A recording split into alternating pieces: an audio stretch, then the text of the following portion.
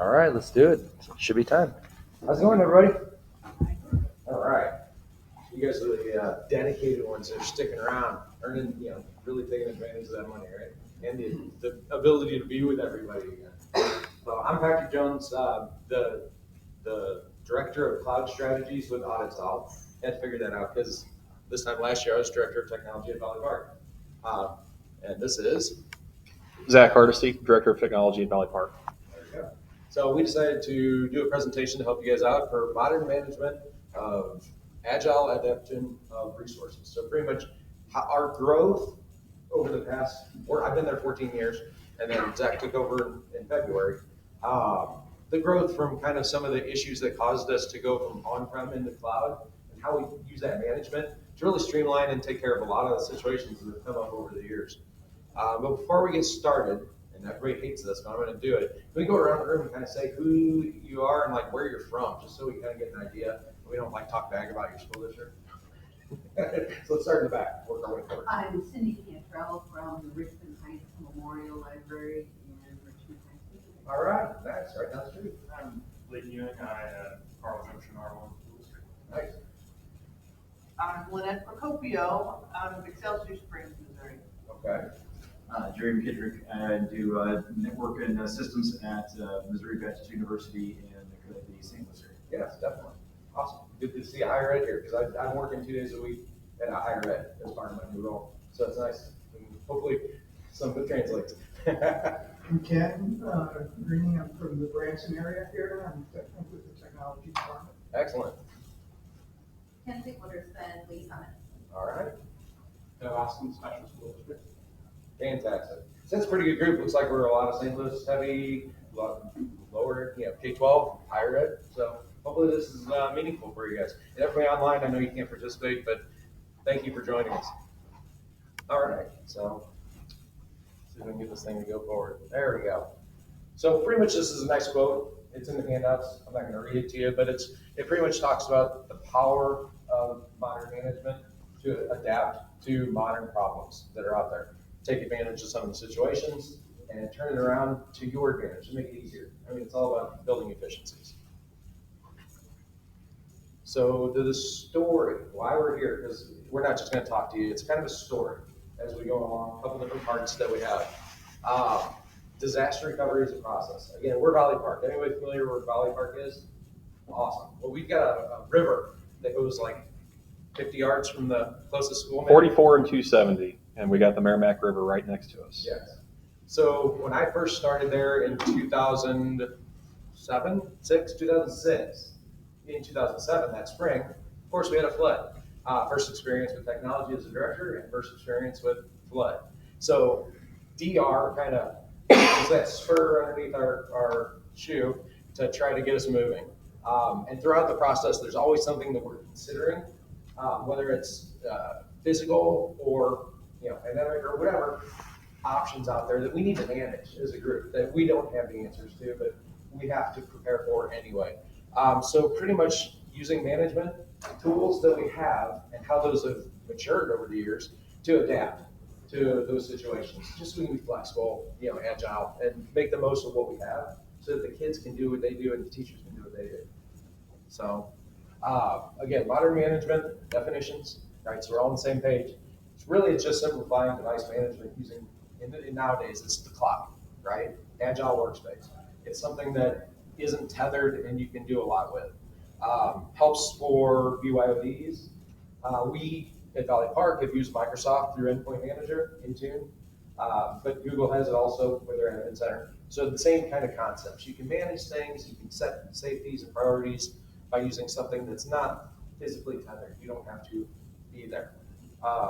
And it's centered on the user nowadays. So back in the old days, it was a lot of hardware, right? Back in the old days with Active Directory, you had servers, you had devices, and that's what we're managing. Users are just something that used it. So modern management kind of flips that over a little bit, and you're looking at the whole user experience. And that was kind of our focus throughout, through our journey was user experience, because it has to be easy for them to use it has to be meaningful, all of those items. So using that is our focus. To help out is where we were looking for. And money-wise, a low on-prem infrastructure. It's not just because it made it agile, but it also made it cheap. So we have, how many servers are in Valley Park right now? 5, 5. maybe. And that includes That includes 3 camera servers. 3 camera servers, 1 phone server, and 1 junk server, right? I mean, it's used for Oh, tech to put 6, stuff on. Sysfin. No, Sysfin, because that has to be on-prem because they don't, I don't know, They're not cloud, they're not, are they? they don't provide it. But that, I think maybe some of it. So anyway, so that's modern management. So the principles for it are efficacy, knowing that you are doing something, that they are doing something that's making a difference. You know, there's some purpose driven. Agility, we all know that with Agile, you have communication and you have quick adaptability to be able to move as needed, right? And so that's the idea. You communicate throughout the process, move and target resources where it's needed. And capacity is always about building that understanding so people know what they're working on. So that's kind of our principles that we used over the years, that everything we did tried to tie into those. What is our why? How are we going to make it light and easy? Because no offense, Zach, he came on, you've been in Valley Park how many years? January 2013. So I served under you for 7 years? No, he served with me. Okay, I keep telling him that. It's, 6 years. There's no under. 6 years, you know, but that's the whole process, right? Is agility. I'm lazy. He's a very hard worker. So I try to make it as, and that's a great combination. And Mike at work, he's probably the hardest worker of anybody in the state. Because that guy shows up at 5 and will stay until his fingers bleed. And probably still even stay longer. But that's a good combination. I'm lazy, so I try to see the easy way out. Hard work and smart, tries to make it work. And Mike just hammers it until it gets done. So that's a great combination. So that's where our agility comes in. In capacity, we're always learning. Every day, right? I mean, he's emailing me or still texting me about, hey, how do we do this? And I'm texting him, you know, funny memes to try to keep him loose. All kinds of stuff, right? But we're always learning. And that's one of my personal principles is I spend about an hour or 2 every morning just on LinkedIn, on, you know, Twitter, something where I'm learning, Facebook, where I'm following groups and learning and watching videos to try to just upskill me even now, helping out with other districts and you know, universities and businesses across the country. That's a nice thing, but I have to really increase my capacity to be able to meet the needs of everybody, because with our school, it was easy. It was one fingerprint. So now in my role, I'm touching a lot of different fingerprints and trying to help people with theirs. And Zach, with the adapting that they're doing, because you have to learn every day because things change, and we're a Microsoft shop, so it changes every day. How many of you guys are familiar with that, right? I was just in tune the other day, and it changed again with all the preview, you know, stuff that's in there, but it's for the good. So again, this is a story. So let's go back to the beginning. So as Zach said, we're Southwest St. Louis County, or he is. Approximately 1,000 students, and that's probably on the high end now, and 150 staff. Is that about right? Yeah, I think we're down to about 800 students now and 160 on staff maybe. Yeah. Yeah, so you might have seen them in the news. You know, that's what we're probably most known for, is, you know, 1193 right there. Somewhere in there is the middle school underneath that honor. And they moved it and built an elementary, new one right after that. So that was 93. And then they built a flood wall, you know, because that fixes everything, right? And it did. This was 2006, I think this one was. No, 2007 when I came here. They said it was 45 feet tall, and they used every little bit of it God did on the rains and the flood. We weren't sure, so we had to do some accommodations I'll talk about here in a minute. And then this one was, when was our last flood? We had 2. It's really good ones. Yeah. Was it what, 17 and 18 or 18, Something 19? like that, yeah. And the 17 one, is that the one that, I think that's the one that really tested the flood wall, right? They said it was 45 and it was projected at 46, and somehow it grew a foot on the 2007 one. This one, hey, it was 46. Well, projected 48, so now it grew 2 more feet. Go back to that last slide real quick. Here. So, and I know this is coming up, but the night that we had to come up here to do tech stuff, we actually walked on this wall right here. I mean, that water was getting almost up to the top of that levee wall there. Yeah. It was pretty crazy. And that's literally the school district. You see the softball field? This is a softball field, that's a parking lot, that's the middle school and gym. Elementary's right over here, and this is the high school. Yep. So back in 93, the floodwaters, came all the way up to the bottom of the steps by the library right there. So this was all underwater. So once they built this flood wall, now it's not underwater. But we weren't sure of that the first time it flooded. You weren't around. It was Yeah. crazy for a first time. They built the elementary school when? right after this. Mid-90s? Yeah, right after this. So if you go look at our elementary school, all the windows on the first floor outside, they have hooks to put like steel plates on to keep the water out. Yeah, and then the sandbags go up against it. So it, again, adaptations, right? To what the possibility could be, you never know. That was the physical side. So we did the technical side.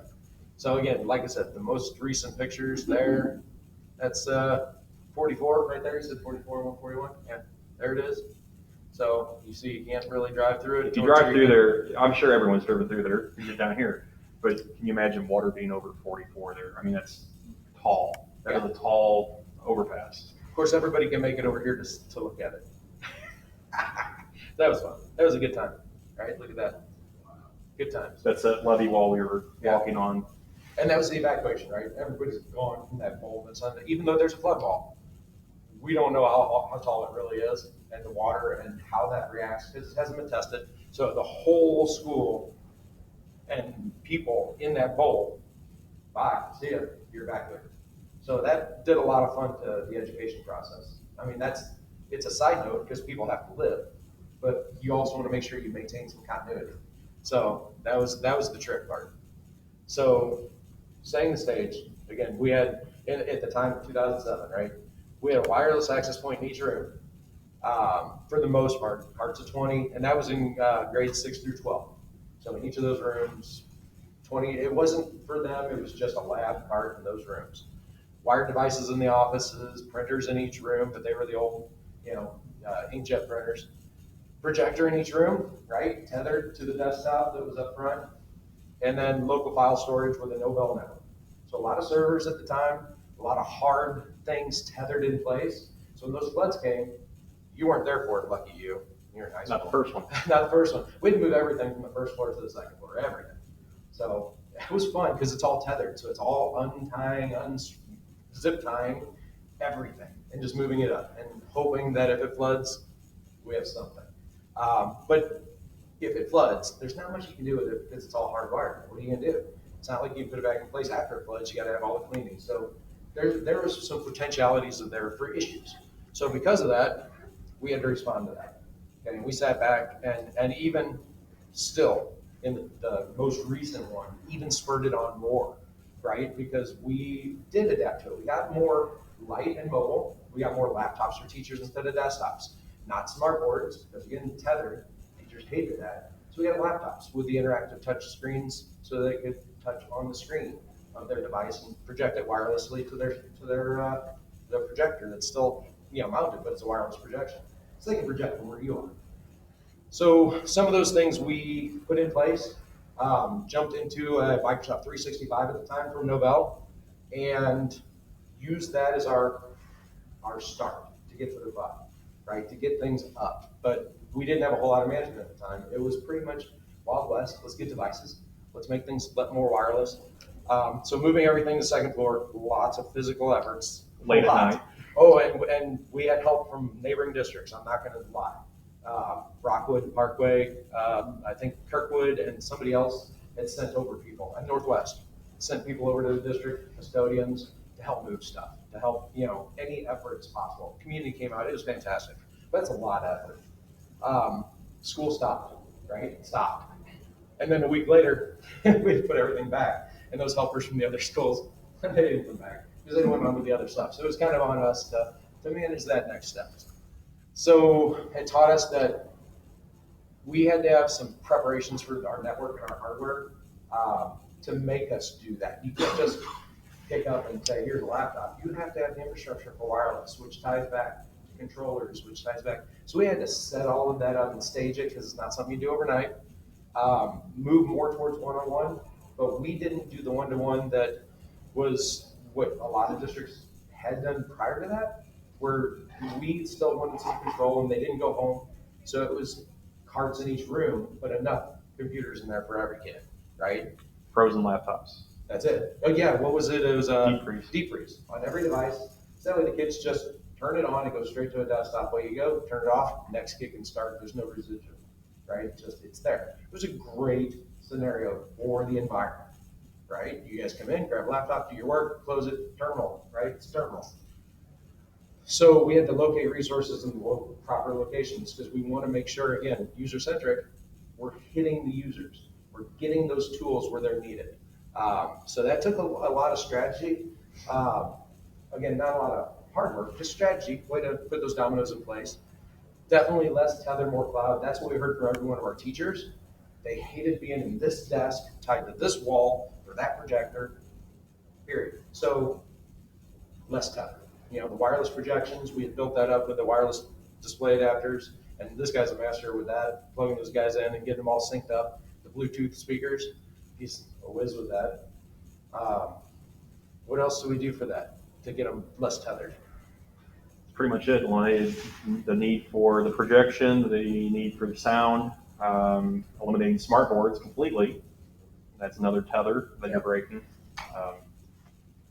Yeah, and that wasn't as hard of a Band-Aid pull as you think because we had OneNote, a lot of interactive there with the Microsoft because Smartboard, was very proprietary, right? You couldn't. Once we did this, a lot of people, how do I get my stuff off there? Well, you can't. It's Smart Notebook.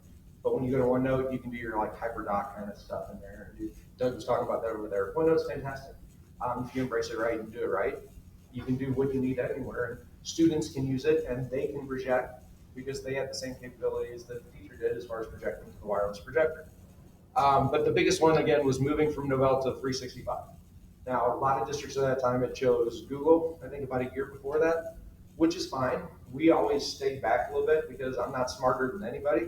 Again, I'm lazy. So I just kind of saw where the paths went and what feedback kind of hit out there. And we all kind of sat back and we're like, 365 kind of hit all of our tools that we needed because we were very much a Microsoft Office group. So it's hard to eliminate some of those tools that the teachers already built.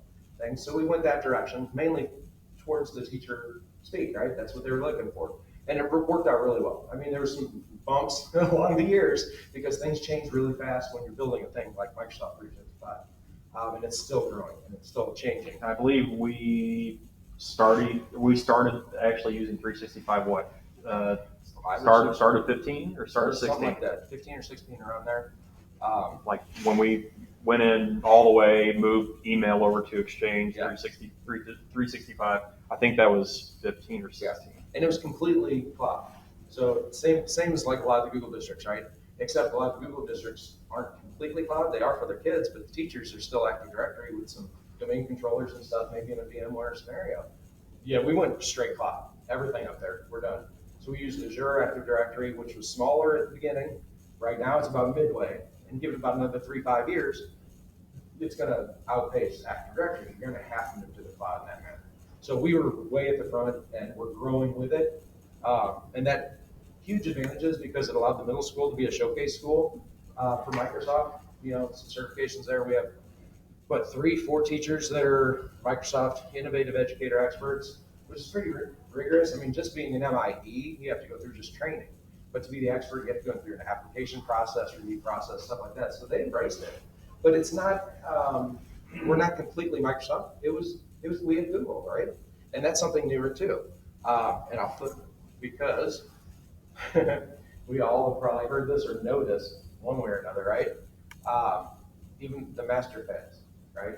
And none of us, I know I'm not one, so I fail more than anybody else. But it helps us learn. Anybody who says they haven't failed does not learn. You're not trying. So that's what we do. So that leads us to this, which we all had to deal with a couple years ago, right? And still are, in a sense. But this was the next impact. So when you talk about disaster recovery, because I know Eric and MOREnet wanted me to talk on that first one about the flooding. Like 10 years ago when we first did this, because MOREnet was a great partner throughout that too. But we just couldn't, it was too small, we didn't have a chance to get here. But disaster recovery is just not about physical disasters, right? Not everybody has a river that goes right next to the school that you have to prepare for. This is something that's pretty universal now we're seeing that's hitting everybody, and it caused a whole lot of changes. Luckily, by being in that modern management element, being very much so cloud, we didn't have a whole lot of tethers in place that we had to worry about. So our digital resilience plan was pretty much, we were gonna suffer in some areas, but we picked up in a whole lot of other areas, and the areas that counted. The places we suffered was the on-prem stuff. Oh, we have camera servers we can't access, right? Door security that we can't, it's all on-prem, stuff like that. Where we picked up in other areas was adding other resources. So we added, again, with Microsoft, but they're pretty much, for the most part, agnostic. So we single sign on Google accounts for every kid too. So that way teachers can choose whatever kind of works, right? We're not in an era anymore where it's one or the other. It's kind of a blending of both. Your teachers are Windows for the most part. Your students are Google for the most part. You need to have those combinations. So Teams, that was presenting about Teams, you can embed, your Google Drive into it. They don't care. That's just another file repository that you can pull from. And that was our philosophy, right? Microsoft would be our main foundation, but we would put a lot of other cloudy things in there, like the Google resources. Some teachers used it, a lot of them did. Some grade levels stayed with Teams because they embraced it early and they knew that. Others hadn't worked familiar with that. Whatever it works for you and for the students to keep adapting through this, that's what we kind of did. What else? We picked up a couple others. I know you're managing them right now. Infinite Campus. Infinite Campus, right? He's genius with that. Right before this hit, the decision was made to go from Cisco 12 to Infinite Campus. So he was kind of building that airplane. No, he was building that submarine underwater as this whole thing's hitting. So he's building the whole process for Infinite Campus. And that was our LMS at the time, right? So not only is he doing the information part of it, he's doing the LMS part of it. To let the students, because we decided that's going to be the product that's going to be the main tether for all the kids to access the plans. It's pretty much universal. There's a couple others though that tied in, right? Like third-party stuff. So I don't remember a couple. One is a YouTube something or other. What was that YouTube thing? Edpuzzle? Yeah. Yeah. So little things like that. Edpuzzle was one. So you found some light third-party kind of resources that tie into Microsoft, that tie into Google. Universal use, teachers use it as they need to. So picked up some of those resources like that. So we advanced in some areas, but the areas we suffered in were areas that you would expect to suffer in, right? So that's kind of how we had to use that. This was a one-shot pandemic, but it's not a one-shot. It kind of is evolving as we're going. He's going now. So you have to prepare for that kind of thing now. It's a consideration that's in there. Disaster learning. That's the thing, right? We're all in that. Even now when the kids are back, it's still disaster learning. It's not over. What are we doing? How are we accommodating? How are we advancing all this stuff? Fully remote, not just flip. So flipped classrooms right before that was the conversation, right? I remember we were talking about that, 2018, right? High school principal, you just start flipping classes, PD for that. Yeah, now it's fully remote when this hits. So it's not just flip, it's how we just gonna, we don't have that same interaction with in person. So it's how do we emulate that in person? And accelerator, that's the biggest thing. Money is the accelerator when nobody had it. So how are you going to accelerate that adoption? So that was our trick. That acceleration, you were part of it, huge because of I'm just saying because of the Infinite Campus, the 365, the new devices that we did get, we luckily ordered wisely, so it came in right before some of this hit. But then Spent a lot of time training at the campus. a lot of time training, because education's where it's at, not just for the kids, but for the teachers. So we had to find out ways to accelerate that just so it could get the most bang for the buck. Taught us modern management because when we give all those kids devices, remember how I said that they were labs? We couldn't do that anymore. We did that when we first hit in that March. We sent them home, deep freeze. Yeah, that was an issue for a kid. Now that device is theirs, but it's frozen. So every time they turn it off at night, it goes back to a state and there's no continuity of work on it. So we had to Let's elaborate on that a little bit. We were actually at the Infinite Campus conference from Missouri down at Lake of the Ozarks, and I think, have we been talking about the pandemic a week before? Because this is when it started getting really serious. This was like the beginning of March. I think we had that conversation the week before we left, but we could see the writing on the wall that we were going to be shut down. So we made preparations the week before spring break, I think, where Mike and I went to, I think he might have done some too, but we went to all the classrooms, took all the computers out of the carts, thawed every one of them, made a few setting changes on them, then put them back in the cart. And then, sure enough, when spring break came around later that month, we were distributing computers. Patrick had a sign up genius, I think, and had parents sign up to come up and get a laptop. They were just a generic login. They weren't user based or anything like that. It was just a terminal for the students to access. And I think we can all agree the end of that school year was a cluster with virtual learning. Teachers were just doing whatever they could to get by, and there's no problem with that. I mean, we were thrown to the wolves with COVID. But there was so much disorganization with some teachers using Google Classroom and some teachers using Microsoft, and some teachers are sending out their assignments via email, and some teachers are doing this, and some are doing that. So that summer, we really planned to use Infinite Campus to contain everything. So within Infinite Campus, within the gradebook, we're paying extra for the LMS system, Campus Learn. So on those assignments in your gradebooks, you can actually put work descriptions. So teachers can go in there and put a link to their Google Classroom or a link to their team, a link to a YouTube video that the teachers want the students to watch. They can put in question and answers, multiple choice, quizzes, discussions, things like that. So when we started what was that, 21, 22? No, Yeah. that's this year. Going into Last year. Yeah. So 2021 school year. Yeah. The teachers were using Infinite Campus. As kids know, log into the student portal. You got everything right there. You got different teachers maybe using different resources within there, but it's all right there in Campus where they can find it. And the trick is, right, it was kindergarten through 12th grade. So, and with Windows devices. So again, modern management, how are we gonna make that work? So luckily, that's when we also did not give them the generic logins. We pulled them all back at the end of 20, right? That summer, reloaded all of them. One guy, Mike, reloaded. He was busy in Infinite Campus, and I was kind of hiding, crying, Hand doing reloaded. training, all that stuff. But he hand reloaded every one of them, right? Just to make sure they were perfect. That's Mike, right? So he would go through hell and high water to get the job done. So that's what he did, and he was done in time. But we used Azure with the autopilot. No, not autopilot. Azure, we just used Intune, and tied up all those user names. We had to spin on. That's what I was doing. Was spinning up all those accounts inside of Azure. And as Mike was reloading them, he would log in as the student and set up a PIN number as their student number, right? So kindergarten kids had to remember 5 numbers because he went in ahead, put those 5 numbers, pre-populated them in there.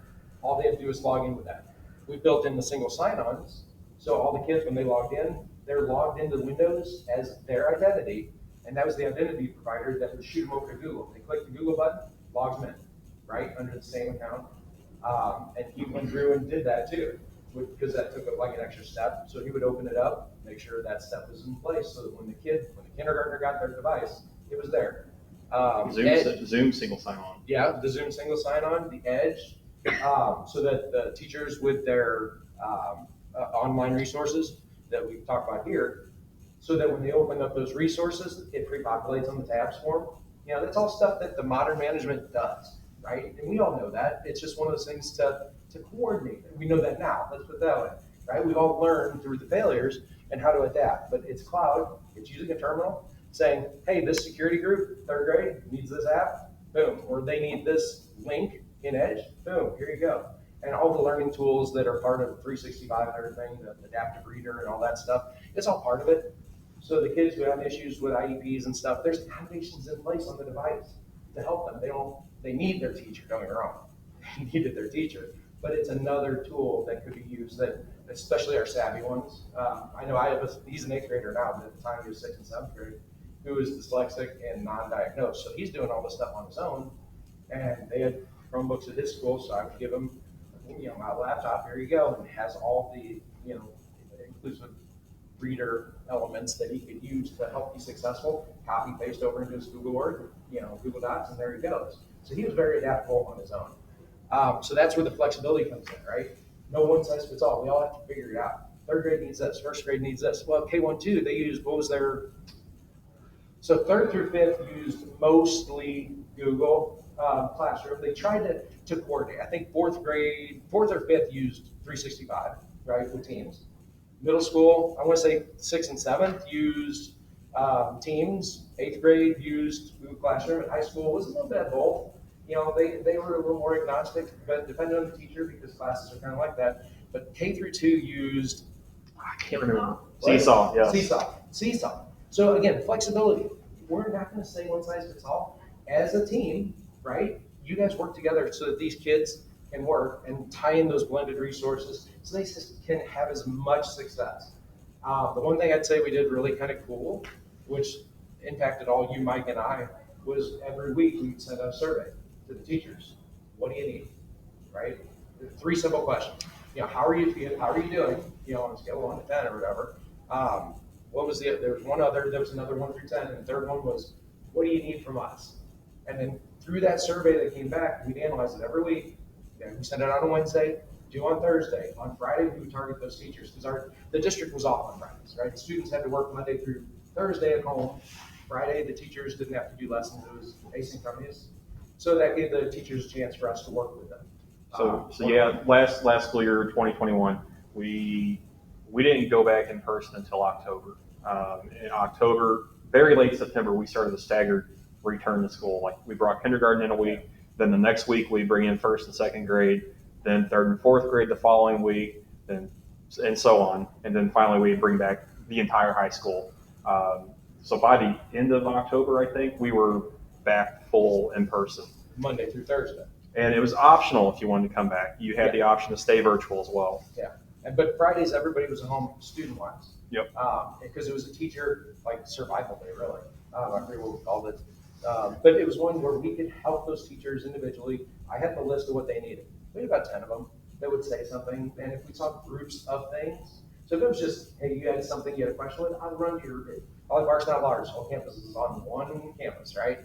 So I would run to your room and we would help. But if it was something where 3 of you guys had a same theme, like how do I use Edpuzzle, something like that, well, then we might put out a video training, because we know it impacts, if you 3 are asking, other people probably have the same question, not gonna ask. If it's one person something specific, then it's probably something they're having a hiccup with. So we really had to adapt to their needs. The same with the teachers were adapting to the student needs. And providing blended resources for them. Again, teams, whether it's what do we use for the remoting? We were just talking about it. The Quick Assist. Quick Assist. So Quick Assist, so we could remote computers. Again, Teams, sometimes we would just share. Zoom, we would share. You did a lot of that. Does everyone know about Quick Assist? It's the most wonderful product. If you're on Windows 10, you go to Start or the search bar at the bottom, type in Quick Assist, and you can receive assistance or give assistance. So you can get code, and you get your code, then you give it to the person that you're talking to. They put it in, boom, you have access to their desktop. Good for moms and dads who are Very hundreds of miles away. Yep, and they're calling in by phone, you know, and they don't have Teams on their computer or anything installed to do remote payments. They're not savvy, right? They're not like the kids. The kids really picked it up a lot faster than the parents. So with the parents, it was Quick Assist. Go in here, type it in, here's your code, and next thing you know, he's just remoting it and fixing it, right? Or Mike's jumping on it. Mostly it's you on the Quick Assist. So those are just some of the tools that we would use, right, for blending that. Yeah, it was mostly me because I had the Infinite Campus at VP email address, and that just seemed to be a dumping ground for everyone's problems, which I had no problem with. It kept me really busy. Yeah. So that leads us to our next thing, right? So physical disaster recovery and then pandemic, right? Everybody. But now here's something that impacts everybody that not necessarily everybody's going to get hit with, but everybody has to prepare for. And it spiked during the pandemic. Oh yeah, because again, the education of users and bad guys know it too. And this is where Zach really comes in. We're not experts at this stuff. Nobody's an expert in K-12 at this stuff. If you are, you're lucky to have somebody like that. Because we have to cover and wear so many hats. You know, I can see that with all the school districts I'm helping now, is that there's a whole lot of understanding, but not a whole lot of specialization of how to really make it, you know, embed that and use it and take advantage of that. So you have to know a little bit, and that's where Zach's kind of spiking that up, because I wasn't very good with it because we were trying to accommodate some of this other stuff. And that's kind of his focus, is kind of looking at the ransomware and virus and trying to use modern management to help with that. Again, How many districts in the past couple weeks? Well, in the past couple weeks, Hazelwood got hit last month, I think. Yeah, Earlier this year, it was Afton, yeah. Rockwood, So Park Hill. Park Hill. So we got two new people in here. We introduced ourselves earlier. Where are you guys from? Kirbyville. Kirbyville? I'm from Central Nebraska. Oh, okay. Nice. So I find this very interesting. Park Hill, they got hit with ransomware back in March. And I need to pull up the correct verbiage for this, but Park Hill is recognized as only one of 17 districts in the nation to be classified as a trusted learning environment, which means that they adhere to the most stringent and thorough IT policies and procedures. They spend $500,000 a year on cybersecurity, and they got hit with ransomware. Now, I mean, if you put yourself out like that, you're going to be a target. Well, they're really good, so let's try to hack them. But Rockwood, they're a neighboring district of ours, and they got hit back in June. Afton, I think some of those got resolved pretty quickly. The Rockwood one was pretty big. Yeah, and Really it doesn't big. matter size or whatever. There, I guess, like when I'm talking about some of the motivations of those people, it's just K-12 is when this whole pandemic hit, easy target, right? So we can throw stuff out there. It's a huge population. Now you have kids online, and there's not a whole lot. Everybody's trying to, so it's an opportunity, right? So this is one of those. It's been recognized as one of the most hit industries out there in it. So you have to kind of strategize, right? I'm all about the strategy. That's actually my title, Director of Cloud Strategy. I don't know what it means, but that's what it is. So we have to come up with what are the motivations of these guys? Try to understand what's going on. Again, user-centric. Understanding how our users are going to interact with these situations. Planning and response. So you plan for it, but you have to respond to it too, and have that under communication with the board and admin, because you need that transparency. If this hits, and you don't have it, that's the number one job that's on the line, is you're whoever's in charge of security when this hits. So the idea is to have communication so people know what's going on, how it's going on, and ways to partner with a cyber expert, because they can help facilitate, but they also help validate. That expert term is there. They don't have to run it, but they can give advice, and when something happens, they can help remediate. You have that partner in the background. So that's huge. So the motivations, right? Principle, we've seen that. Some people have to hit people because, hey, that's a bad organization. I'm going to hack them. I'm going to take them down. I don't believe in what they believe in. Providence, the opportunity is there. You're leaving out there. We saw that with the state of Missouri. They left the website. You click on the code and you see somebody's social security number. It happens, right? I see it. I'm going to grab it. So luckily, people are letting people know so they can cover that. Financial, people looking for money, right? And sometimes it's spray and pray. These guys are just out there seeing who's going to hit. I'm just going to blind send something to everybody. So those are been recognized as the main ones, right? And Providence is probably the area that hits probably the most. We see it with financial all the time. They're targeting those guys. That's spear phishing right there. But as far as they're not getting hit because you're educating them so much, it's the Providence. What's out there and available? Well, low-hanging fruit. Kindergartners who might have an email open because you went cloud right away, or teachers who aren't very savvy in some of those communications. If you make it look like something, click this link. They're always looking for something easy because it has to be for those guys. Click this link. Boom, there you go. So those are some of the motivations you have to accommodate for and educate for. Because if you understand that, you go for it. But part of it is also not what happens, but it's how you respond to it, right? Because it's going to happen. I mean, it's going to happen. It's not a matter of if, it's a matter of when. Right? I mean, what happened? Oh, with mine? Yeah, last month I had a pretty high alert scare. A principal got their 365 account. I don't even want to say hacked. They got in. There was no hacking involved. Simply put, the principal was using the compromised password. And then when I checked sign-in logs, there were 2 logins from California. No brute force, no failed login attempts. They got right in. So it was a compromised password. And once they got in, it took me about 30 minutes from when it started to when I shut down access. They sent out 1,800 emails. And Doug, you might have gotten one, but it was a link it looked like an eFax link, and inside that eFax link there was another link, and you click that, and I guess it takes you to some virus site. Luckily, our firewall blocked that link, but still, that doesn't affect the other people that it got outside of our district. Which that was another concerning thing to me, because it not only emailed contacts of that principal, it emailed contacts of that principal. I have no idea how that happened. How did it do that? It emailed. I got an email back from my Microsoft rep. Hey, did one of your people send this? No, they didn't, and they would have never emailed before. So it somehow read my contacts. Yeah, pretty scary. Fortunately, I think that all got wrapped up, and we haven't had any issues with that since. There was a bunch of immediate things that I did. I immediately blocked that account, reset the password. I got in once 15 minutes went up and all the things got signed out. I went back into his account. Not only did they send out spam emails,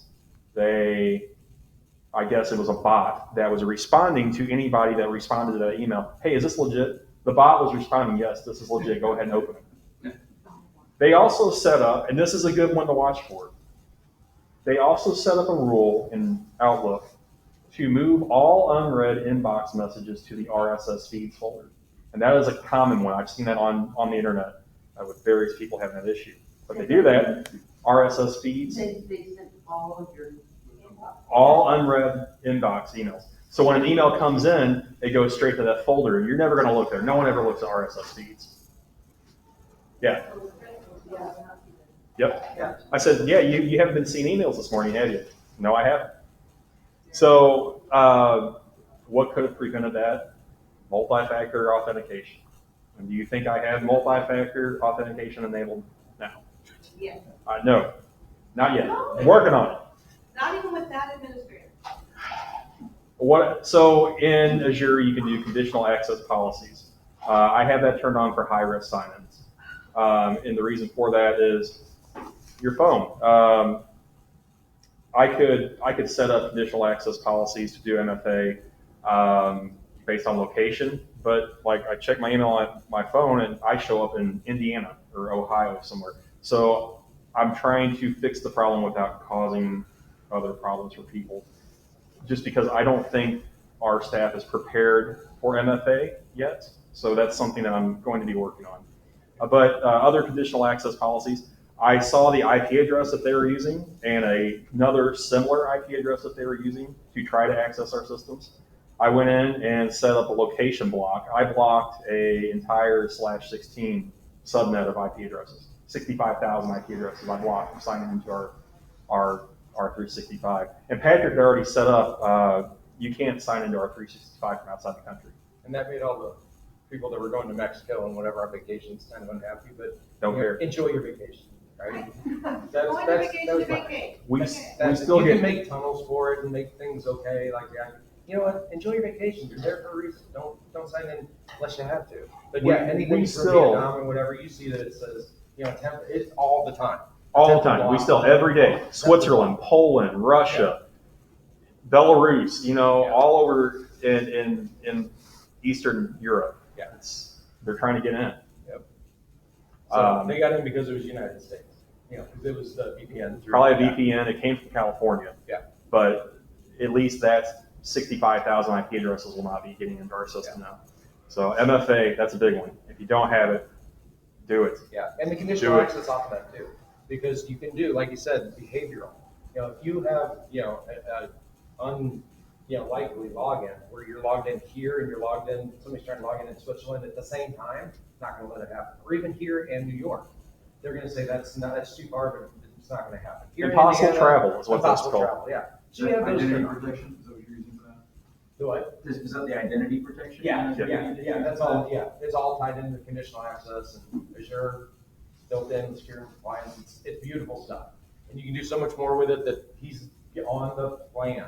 Yes, And so what are you doing that through? through Azure? Yeah, into Azure, it's part of Microsoft's system, it's our management system, their management system. They're gonna use it for a lot of other people too who have it. organizations, businesses, BMW, AT&T, all those guys use it, right?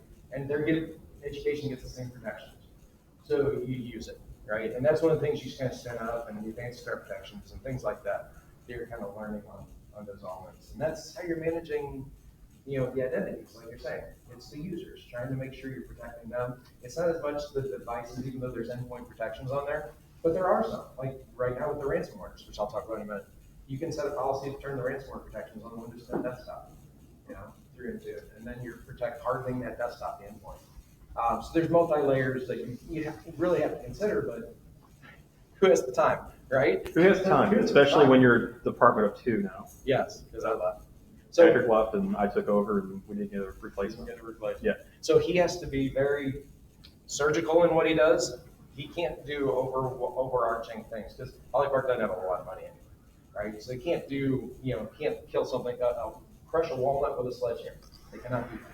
So he has to be surgical and dial it into what he needs specifically, and the MFA he has to be careful with because students, you don't want to turn MFA on students, they can't do it. And he has to be intentional. Again, understand motivations, understand where you need to go.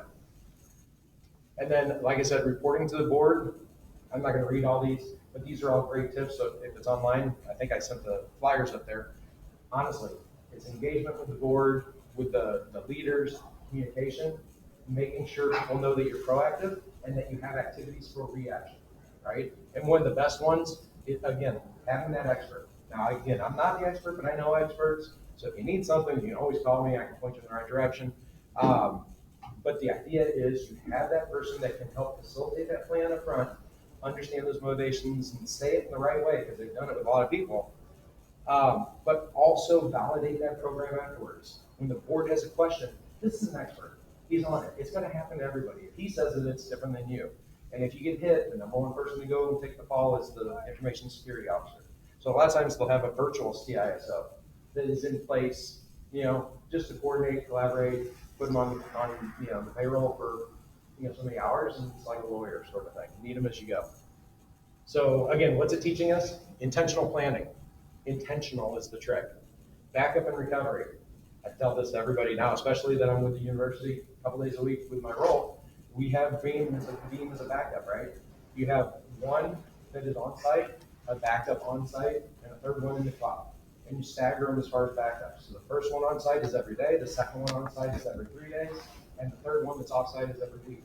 Because if you need something immediately, some ransomware hits, you can hit it right away and recover, right? Shut it down, rebuild all your servers from that initial daily one. But if for some reason it took a day, because you caught it in 30 minutes, but if you don't catch it till the next day, it's going to back that whole thing up. So then you do your other snapshots that are every 3 days, you lose a little bit, but you recovered everything. I think Rockwood was lucky enough to recover theirs through some of their snapshots, I think the VM snapshots. But then the third one that's up in the cloud, Amazon is where it's a tape emulation, where it's just a rewrite, write once, read many sort of scenarios. So you can pull that down if you need to. And then doing Backblaze is the one I'm playing with now, which is a lot faster. It's less expensive, but it's a different way of being to do it, but it's also in the cloud. And there's different ways you can help it from being encrypted up there, pull it at different times, things like that. Cloud phones, right? Again, untethering.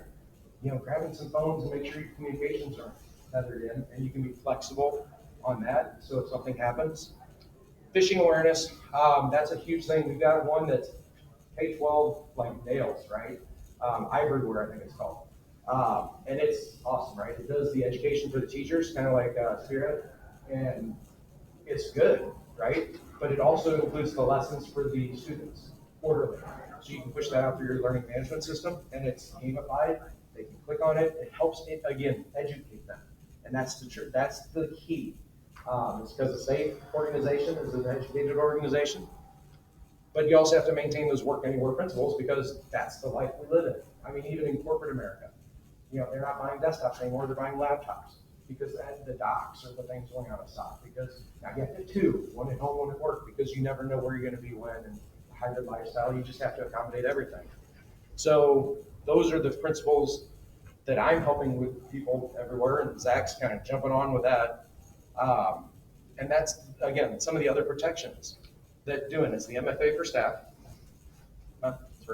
Time. Oh, we got a minute. Passwordless authentication is what we're jumping on to. We've always had the Surface devices, which have the camera in there that does the facial recognition. Proprietary, they're the ones that have that for their devices. But there's other ways like, fingerprints and stuff like that, but that authenticates. And the MFAs, you tie it into your phone. So that's the trick too. You don't want it to be a phone call or a text. You want it to be like the app, whether it's a Datto app or Microsoft Authenticator, something like that. Intune for device management, single sign-on, conditional access, ransomware protections. Talked about that earlier. Windows 10 has built-in ransomware protection. It's built in. Go to your search bar, type in ransomware, and you'll see ransomware protection. It's great because it won't even let the Google Drive desktop app make a change unless you specifically say, yes, I want it to make a change. Because it's trying to sync and it's trying to change the files on your desktop. No. And then you say, yes, I want this to make that change. It's awesome. So the best protection is an educated employee, right? That's, yeah. All right. Any questions? The PowerPoint, you make that available somehow? I think, is it? It's Are not those, on our, it's not on. it's not? I sent it to her yesterday as a PDF. Not available. Not yet. Okay. So yeah, we can do that. I can totally. Do you want me to work with MOREnet to try to get it pushed up there still? Yeah, That way it's not please, supposed to. please, everybody grab You it. send it to Sandra. I sent it to Sandra yesterday. Yeah. Hmm? On the mobile app, it's not sending it out, it's gotta be. I went on the PC, it's not there either. So definitely, I'll work with Sandra and make sure it's up there. It would be a PDF because she said the file size was 14 and it had to be 10. So I gave her a PDF and it was 4. So, Now, I just but she's been want to busy. keep Definitely. in No, thank you. contact with your community of tech directors. I always bounce ideas off our local guys. There's actually Midwest Tech Talk. It's a small organization of tech directors that I know. Josh Bauman from Festus, Jason Brooks from Parkway, Chris Warden, Jay Rusan. Those guys, Josh, he's actually one of my neighbors, but he is a huge security guy, and he does podcasts every week about this stuff. And MOREnet. Yes. Yeah, and MOREnet has their own security assessment. We did a security assessment about a year or two before, so a lot of this stuff is hitting. So that was kind of the game plan heading into it even. It's just, again, security experts, somebody that can give you advice, help you formulate something so you can plan and respond. I know where we're at. I know where we need to be. I'm just trying to work through that spot now based on what I hear from other tech directors. Yeah, and that's the big part. So there's our contact information. It'll be on that stuff. If you need anything from me, hit me up. You need anything from Zach, let him know. He's more than welcome to help, point you in the right direction, give you ideas. Me too.